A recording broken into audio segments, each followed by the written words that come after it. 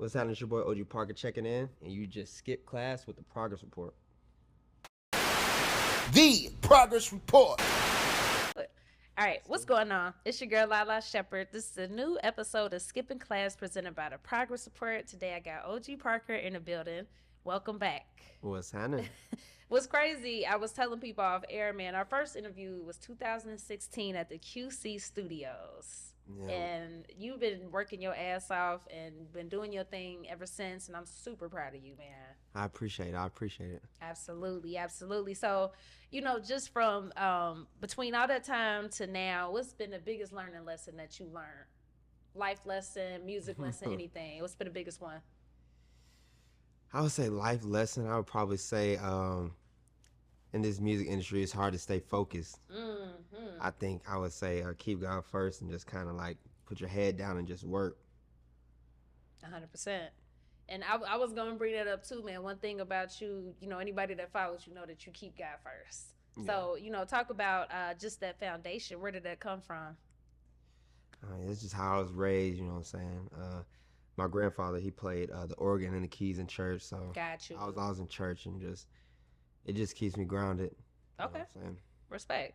So, what did your family think about you, getting into production and working with secular artists, so to speak?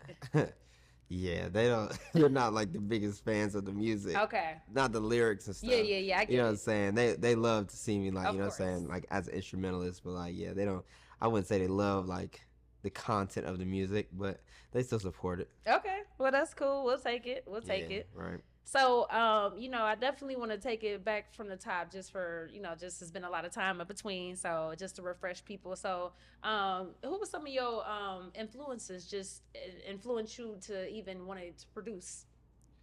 I would say like some of my biggest influences were probably Pharrell, Kanye, and there's a lot of them I'm trying to not skip out. Timbaland, the GOATs. Yeah, I give you that. That's tight. Yeah. And also too with them names, longevity. That's what when I hear them names. It's longevity producers. I want you to go ahead and just brag on yourself. Talk about some breakout moments. Name drop some song that you produced that the people probably know. Man, I mean, it's a lot of songs. Oh, I know it is. I want you to go ahead and brag on yourself. I mean, you say Walk It Like I Talk About Amigos, Loyal, PARTYNEXTDOOR, Thot Sh, Meg Thee Stallion. It's a lot of stuff. I kind of like try to do every genre. Respect. What I thought was dope, man, you started your own record label, Neutral Records. So tell me about that name meeting. All right, so Neutral Records, the meaning of the name is definitely like we like to make all types of genres. So like, say we keep it neutral. Like, ain't no, we only make trap beats or we only make R&B. You know what I'm saying? So that's like the meaning of the name. And it's like I think it's about like 8 people. And we're kind of just like a brotherhood. Like, you know what I'm saying? We're family. That's tight. So we all cook up together all the time, hang out together, you know what I'm saying? Just try to get placements and, That's tight. Yeah. So, just even back then, like you stayed in the studio. So what's your studio regimen now? Right now, I would say on the right of the studio, you know what I'm saying? You got to have a little bottle, like maybe like some Don Julio Reposado, something like, you know what I'm saying? Yeah. You know what I'm saying? Order some food. Gotta have the food. We just be vibing out, cooking up. For sure. How often do you record or get to produce and, make beats and stuff? I would say at least like 5 times a week for sure. That's solid. Yeah. Hell yeah. That's solid. And we got to get into this debut EP, The Moments. Congratulations on that. Thank you. Yes, sir. The still works. That's my joint. Oh, for real? Yeah. I like that joint. Now tell me about the title meaning for Moments. So I just feel like every song that you listen to is like connected to a moment in your life. Like I know you remember certain songs from when you were younger. It was like, oh, this was when I was 8 years old and I was doing this. So I was just like, you know what I'm saying? Music is a moment. 100%. And the artwork theme? So shout out to my boy Austin, you know what I'm saying? He kind of came up with that concept because he was like, you know what I'm saying? Like, I feel like at this point, you just won the championship. Like, you know what I'm saying? You done got all these placements. Now you're dropping your own album. So he was like, you got to hold up your trophies. For sure. For sure, that makes sense. Yeah. So yeah, on the project is giving like R&B vibes, some upbeat R&B, you know, but it's very dope. So I want you to list all the features and talk about working with some of those artists. Yeah, so it's really like all family on there, like CB, Party, Money Long, Ty, you know what I'm saying, Tyga. Like these really just all the artists that like I've really grown a relationship with, and like I really consider them family, and I appreciate them for real. That's hard. What I loved about with you and Chris Brown when we seen y'all first started working, you was in the video, and I thought that was hard. I love when artists show love to the producers. So talk about what's some stuff that you learned directly or indirectly from Chris Brown. Well, he's a superstar, so like just seeing him, yeah, like just like how he conducts himself on set, and he's like very professional, and he's like on it when that camera turns on. Yeah. He's ready. Like he does his thing. So I was like, it kind of taught me like you really got to be ready for the moment. That's real. Superstar for real. So the Rain Down record, it actually released a couple of years back, right? Originally. It got like leaked. Okay. Yeah. Got you. Well, it got leaked. Yeah. So why would you never get no visual for it? And it's just so many people on the song. It's like 5 people, and then you got like trying to get CV, Lotto, Eric PnB, rest in peace. Yeah. And then Leighton Green, like trying to get everybody on one schedule is like it's really hard. Yeah. I respect it. I get it. We'll talk about working with the late PnB Rock. Oh man, that's my brother, man. It was so unfortunate. I couldn't believe it when I heard the news. I was in disbelief, and it really just. I still don't believe it to this day, and I just feel bad for his family, and he was such a amazing talent. Yeah. Like being in the studio with him, like he would just like make a song in 5 minutes. So it's just like I hate it. I hate how people treat people these days. Man, it's that was definitely a shocker. But anybody I have come up here, everybody speaks very, very, very highly of him. Great person. For sure. Now, being an executive producer, for people that don't understand, what's the difference between, being an executive producer versus just being a beat maker? So, like, just being a beat maker is just like, what I'm saying, you just make some beats, you send them to an email, and, same old, but, like, executive producer, you're in with the artist, what I'm saying, you're making stuff from scratch, you're, like, building the sound, what I'm saying, you're calling the artist every day like, oh no, we need to do this, let's flip this, let's sample this, let's work on this. Like it's way deeper. I dig it. That makes sense. So I want to talk about, since you brought up samples, you and Vito did a dope project back in 2022. Shout out to Vito, man. He's super hard. Tell me about the pros and cons of sampling music from your perspective. I think the pros are when people hear a sample, it immediately like makes their ear be like, oh, I'm familiar with this, I like this, because they already like the original song. True. And then the cons is the money. Yes. Yeah. Have you ever had any samples that did not get cleared? I don't think so. Okay, period. So. Yeah, that's what I love to hear. We put it through. Yeah. I love to hear that. Another person that you did a project with, DDG, 2021. How's it been seeing him become a father? It's amazing. I literally was with Halo in Miami. Beautiful baby. Yeah. Yeah, I love it for him, and he's loving fatherhood. He is, right? He brought him to the studio. We made a song. Word. Yeah. Okay, so wait. So is it the one song that he released like the snippet of when he was like? Yeah. Oh, okay, yeah, got you. Auto-tune. Y'all go look at that. Hilarious. It's a hit already. Halo already got a hit. So wait, the baby was just up at the mic. He just DDG held him up to the mic and he made a hit. Yeah. That is so dope. That's but it definitely looks like he's enjoying fatherhood. I love that. Now, with you being from like Atlanta, outskirts of Atlanta, but Atlanta, I'm gonna say Atlanta. Yeah. What's your thoughts? Don't do me like that. Okay, yeah. okay. Well, okay. Tell me what part of Atlanta you from. Let me not put words in your mouth. All right, so I was born on the west side of Atlanta. Okay. Campbellton Road, Northside Hospital. All right.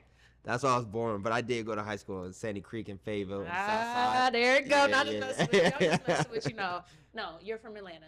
You're right. I'm sorry. Shit. I'm gonna give it to you. Yeah. Because the thing is, unless you live here or you from here, you wouldn't know. You don't understand. Yeah, you gotta know to know. So I'm gonna give you that. You from Atlanta. I'm sorry.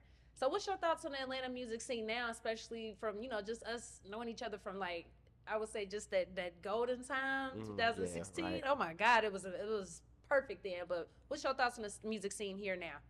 It was so different back then. I don't even know how to. It's hard to explain if you weren't there. But I think it's still going good. You know what I'm saying? I think it's like a resurgence. Oh yeah. I think Atlanta's still doing its thing, and I also love to see females doing their thing. Yes. Like I love to see the Lottos and stuff like that. Like they're just blowing up. They're the biggest superstars. 100%, man. So just recall being signed to QC. Back then, like just how exciting was it at that time? Just being in the studio and just you never know who gonna come through the doors. Nah, that was one of the best times of my life. I loved it. I loved just being locked in with all of them, having all those artists, like, just fostering their careers and, like, just being able to just be at the studio with them all the time. Hell yeah. So, I got to ask you, just what was your thoughts when they did decide to sell the company? I don't know. I don't think they sold it all. I think they just kind of like did like some type of deal. Like I don't really know like the ins and outs of it. I don't either. Yeah, but I think they're still doing their thing. Got you. Okay. How was it for you just seeing Quavo and Offset go their separate ways? Just for somebody just being there, Oh, I hate to see it. I hate to see any brotherhood, seem to be broken up. I don't really know the ins and outs of that either, but I hope that they can, mend it because they've made so much amazing music together. Facts. Of course, reflect on Takeoff. Could you tell us maybe a story or something about him that maybe the fans wouldn't know about, or just a good encounter that you maybe had with him? Yeah, I mean, rest in peace to my brother. I love him. Like, I still can't believe that happened. Feel you. And yeah, like actually, we're doing a documentary for the album, and there's a clip of him in the documentary, and just like you'll be able to see like he was just like one of the kindest souls. He was always uplifting and always getting on all my beats. Like anytime I played something, he would just at least give it a chance or like try to do a hook on it or something. Like he's one of the nicest people I ever met. And he's another one like PnB Rock. Nobody says nothing bad. It's all good praises, so definitely rest in peace, man. Yeah. With the Walk It Talk It record, just with all the stuff that was going on with Drake, like what was your thoughts on the rap beef with him and Kendrick? Do you think it's good for hip hop, or how do you feel about it? I think it's good for hip hop. I don't know if necessarily is like I'm not really with the like bashing of like each other because like I feel like deep. Yeah, like they're both super talented artists, so like that, what I'm saying, like I'm not really for that.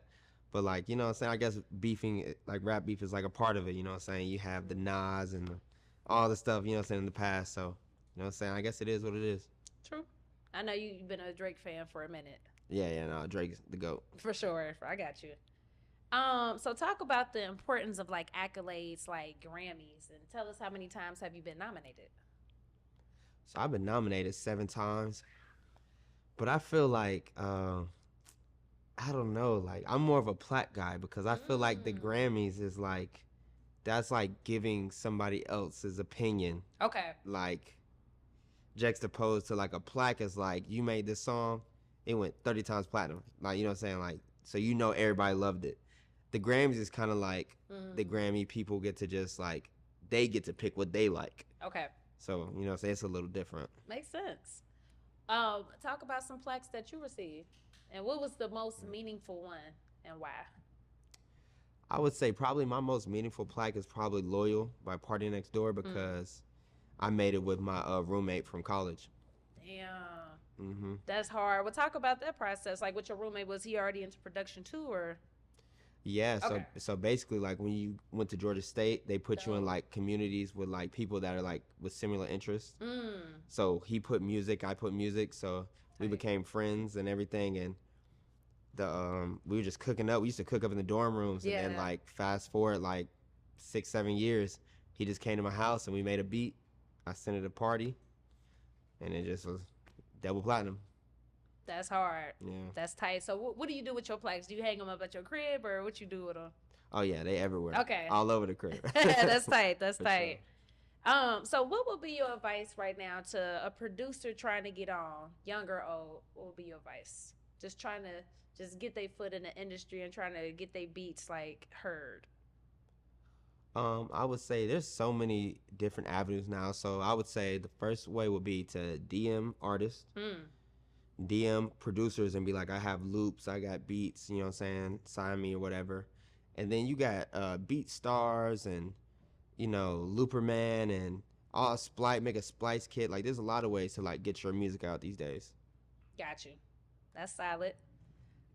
So I know earlier we talked about the hardest thing, you know, just in this game sometimes it's just staying focused. Like, but how do you keep yourself in check? Just when there's so much chaos and stuff going on around you, how do you keep yourself in check? I'm not the best at that. I try to keep myself in check, but I try to stay focused. You know what I'm saying? Just try to like keep it all about the music, and you know what I'm saying, especially like with traveling and like running around. Like I like to really just like keep to myself. I feel that. What's your sign? Scorpio. Scorpio. Yeah. Do you believe in zodiacs? No. No, or a little bit? Nah. Nah. Okay. Like you know what I'm saying? A little bit. A little bit. Okay. Okay. So what's some stuff that's true to your sign that you maybe read or heard about yourself that's true? I say I'm toxic. I say Scorpio's toxic. Yeah. Are you toxic? I don't know. Maybe a little bit. Wow. You toxic then. I like Scorpios though. I'm around a lot of Scorpios. I feel like what it is, y'all kind of move like cats in a sense, where it's like, I mean that in a good way, because cats are like they're not sneaky, but they just you know, it's like they. I don't know. What's the word? I can't even think of the word. Sketchy. It's not a bad thing. I don't mean it in a bad way at all. I mean it in a way where y'all move like to the beat of y'all on the drum, and y'all very independent, but it can come off sometimes like y'all don't need anybody. I don't know if that's me. Okay. I like being around people. Okay. Well, listen, maybe it's just the female Scorpios I know. I don't know. Yeah, maybe November ones or something. And they are all November. Got you. Okay, so you a December. October, I'm sorry. Yeah. Got you. Okay, so y'all are different. Yeah. So your birthday is coming up soon. What are you going to do for your birthday? You got any plans? I might throw a little party. Okay, a little party. Yeah. All right. Well, hopefully the progress support. Yeah, we got to get in there. Yeah, we got to get on the invite list. For sure. So, you know, so what do you got coming up next? Like, you know, we just got this EP, but what's coming up next? So for the rest of the year, I'm probably just going to lock in, just cook up, you know what I'm saying, work with Neutral Records. We building that up. And then next year, I'll probably drop my first, like, album. Nice. And then also, too, you ain't mentioned you got DJ Drama on the album, or the EP, too. Yeah, for sure. That's hard. Yeah. Legend. Yeah. I mean, so, like, did you grow up listening to some of his mixtapes and stuff? Yeah, I was actually, like, probably the biggest Lil Wayne fan ever. I got you. Yeah. Did you tell him that when you met Drama, or did you just let it burn? Yeah, I told him. Oh, you told him? Okay. Yeah. That's what's up. I mean, so how amazing, I'm sure, full circle does it feel, you know, just to have him on a record when you used to listen to him? Yeah. That was crazy. I'm not going to lie. I was, like, one of the biggest Chris Brown fans, too. So, like, you know, growing up, you know what I'm saying, I never would have thought, like, I got, like, 20 songs with him now. I know. So it's, like, just growing up, I would never have thought, like, oh, shit, I'm going to be Chris Brown main producer vibe. That's tight. That's tight. You used to be doing the dances and stuff too. Type shit. Yeah. That's what's up, man. So you know, I ask everybody our keyword progress. You know, you're a progressive person, so I feel like you embody it. But what does our keyword progress mean to you? Trying to get better every day. So like, you know, like if you want to learn how to play piano, you need to practice every day. You need to get a tutor. If you want to learn how to play guitar, same thing. If you want to learn how to make beats, same thing. Watch YouTube tutorials. You know what I'm saying? Progress is very important. Like, I try to make sure that every day I try to just be better than yesterday. 100%. What's your message to, like, your day one fans and people that's been supporting you from when you first, you know, got your start in this game? I appreciate it. I love it. You know, music's been my whole life. And, like, just to be able to drop an album and have fans and have stuff like that, it means the world to me. 100%, man. Them Spotify numbers is crazy, man. You should be proud of yourself. You're going crazy. Trying to keep it going. Absolutely, man. Well, you know, I definitely appreciate you as always. Always positive, great energy, and just much continued success to you. Thank you so much. Of course. Progress report. Damn right. Until the next time. Always. All right. The Progress Report.